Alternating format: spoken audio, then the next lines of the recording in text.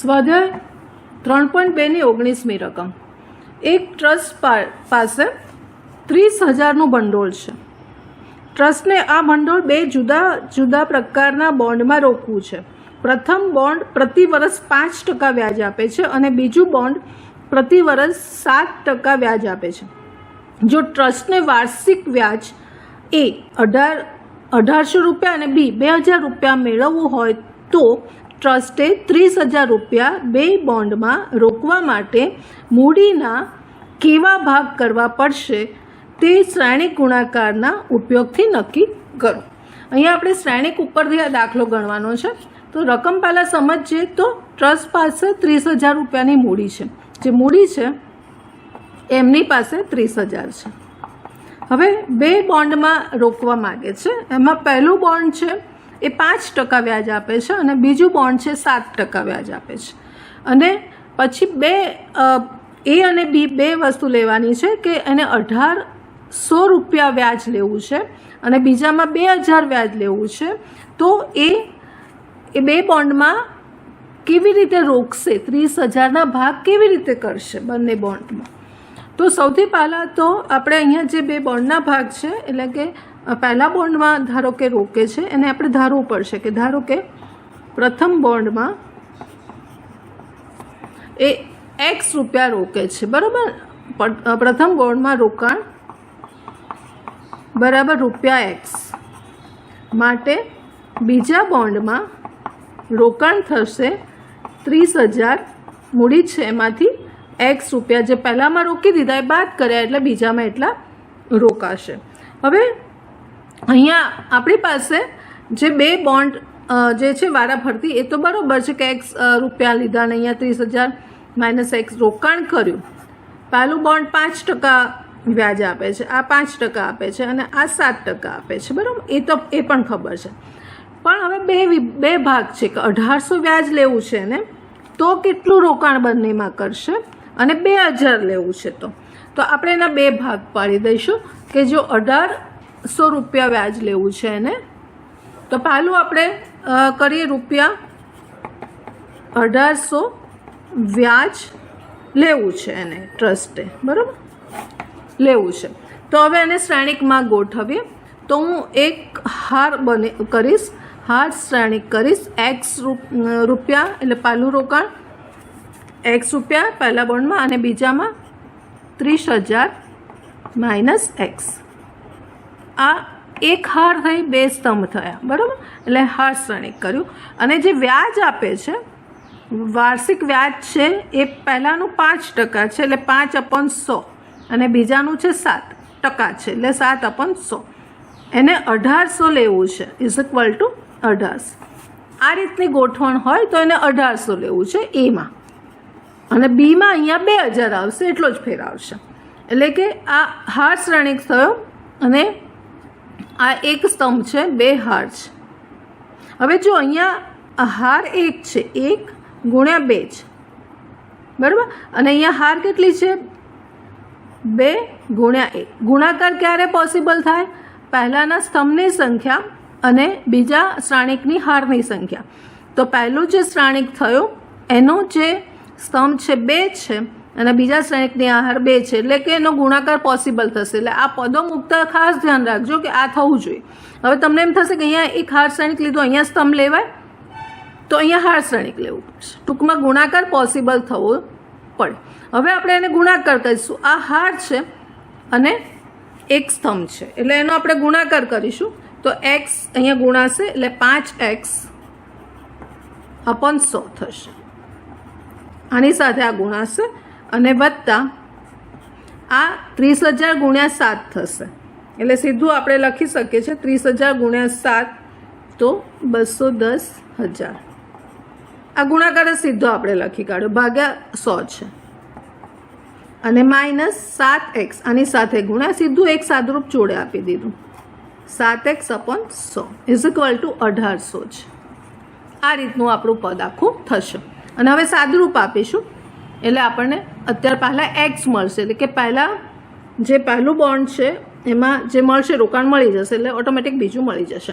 હવે અહીંયા નીચે 100 આપવા માટે અહીંયા 100 વડે ગુણીને સાદુરૂપ આપીશું. એટલે અહીંયા થશે આપણી પાસે આ 100 ને અહીંયા ગુણીશું, સાથે સાથે -7x માંથી 5x હશે એટલે -2x થશે. આને આપણે ગુણીશું તો આપણને હજી બે મીંડા આવશે એટલે 180,000 અને આને માઇનસ લઈ લઈએ એટલે -210,000 થશે. એટલે અહીંયા સાદુરૂપ આપીશું તો -2x બરાબર મળશે 30,000 મળશે. અને બાકી કરશો તો -30,000 મળશે, કારણ કે આ મોટા છે માટે અને 2 વડે ભાગીશું તો x બરાબર મળશે 15,000. એટલે પ્રથમ જે બોન્ડ છે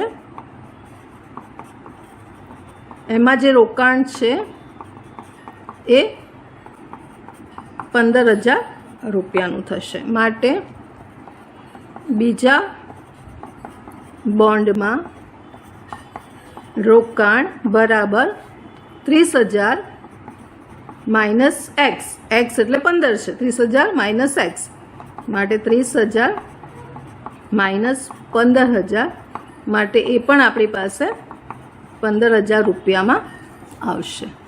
હવે આ જ વસ્તુ અહીંયા 2,000 માટે મૂકી દઈશું કે બી આપણને કીધું છે કે 2,000 એને વ્યાજ જોઈએ છે તો શું થશે, એટલે બીમાં કરીશું.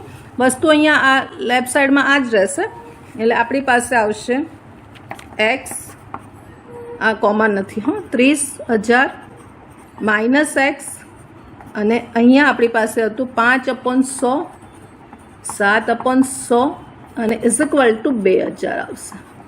ફરીવાર અહીંયા ગુણાકાર આપણે કરીશું તો 5x માટે આને સાથે ગુણીશું, હાર છે 5x/100 અને આની સાથે ગુણીશું એટલે જે આપણને પહેલાં જે મળ્યું હતું એ જ અહીંયા લખીશું. તો પ્લસ આવશે અહીંયા 210,000/100 અને -7, આની સાથે 7 ગુણાશે, 7x/100 = 2,000 થશે. હવે સાદુરૂપ આપીએ, 100 ને અહીં ગુણી કાઢીએ અને -2x અને અહીંયા ગુણીશું એટલે આપણી પાસે થશે સાદુરૂપ આવશે 200,000 માઇનસ 210,000 થશે. માટે -2x બરાબર વધશે 10,000 વધશે અને -10,000 વધશે અને માટે x બરાબર મળશે 5,000. માટે પ્રથમ બોન્ડમાં રોકાણ બરાબર 5,000 રૂપિયા.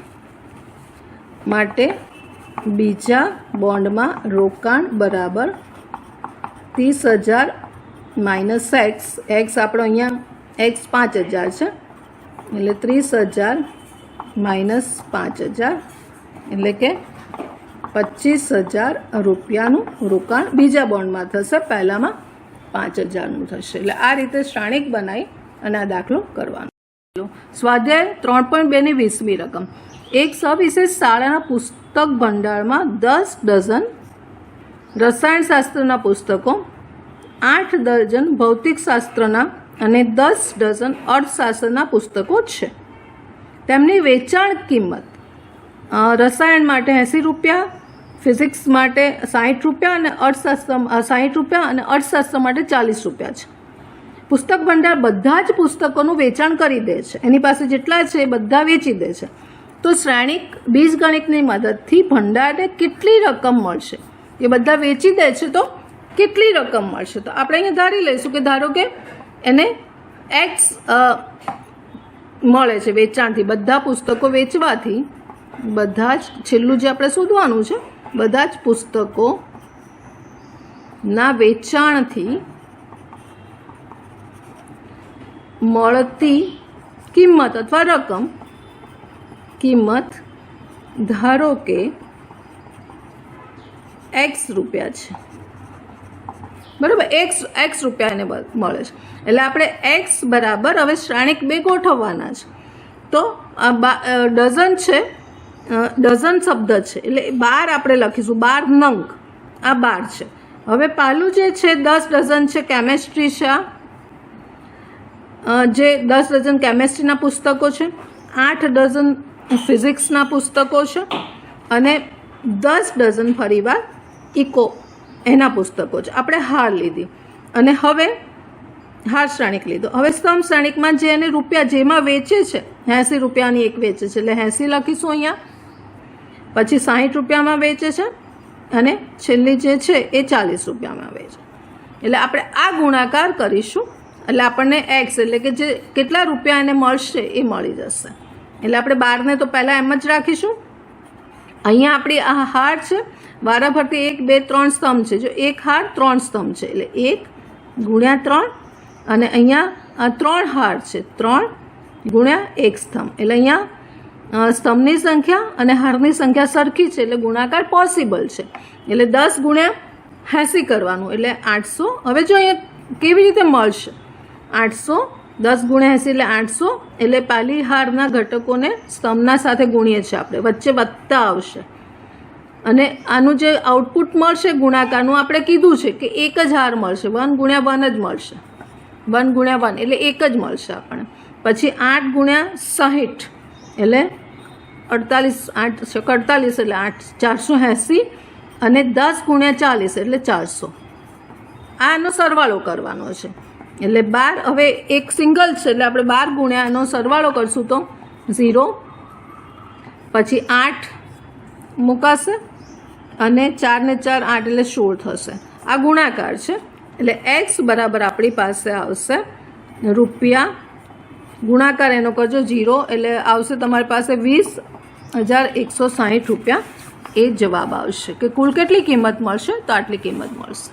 વધે 3.2 ને 21મી રકમ. ધારો કે XYZWP એની કક્ષા શ્રેણિકો છે, એની કક્ષાઓ આપી છે આ રીતે 2 × n એવી રીતે આ કક્ષાઓ આપી છે. તો પહેલું જે 21મો MCQ છે એમાં કીધું છે P અને Yનો ગુણાકાર શ્રેણિકનો વત્તા W અને Y ગુણાકાર વ્યાખ્યાયિત થાય એ રીતે N, K અને P પર પ્રતિબિંબ મૂકવામાં આવે તો 4 ઓપ્શન છે. અહીંયા PY પ્લસ WY વ્યાખ્યાયિત છે એવું કીધું છે. વ્યાખ્યાયિત થાય એટલે કે વ્યાખ્યાયિત છે. હવે અહીંયાથી વાયને કોમન કાઢીએ તો P plus W into Y વ્યાખ્યાયિત છે માટે P પ્લસ W પણ વ્યાખ્યાયિત થયું. હવે આ વ્યાખ્યાયિત ક્યારે થાય કે જ્યારે એની કક્ષા સમાન હોય. કોની કક્ષા? P અને Wની. તો Pની કક્ષા આપણી પાસે છે P × K અને Wની છે N × 3 એટલે આપણે આ કક્ષા સરખી થશે. P × K બરાબર N × 3 થશે. માટે અહીંયા આપણે એને સરખાવીશું તો P બરાબર N મળે અને K બરાબર 3 મળે. મતલબ આપણે ઓપ્શનમાં જોઈશું તો પહેલો ઓપ્શન છે એ અહીંયા સાચો પડશે એટલે ઓપ્શન એ અહીંયા સાચો છે.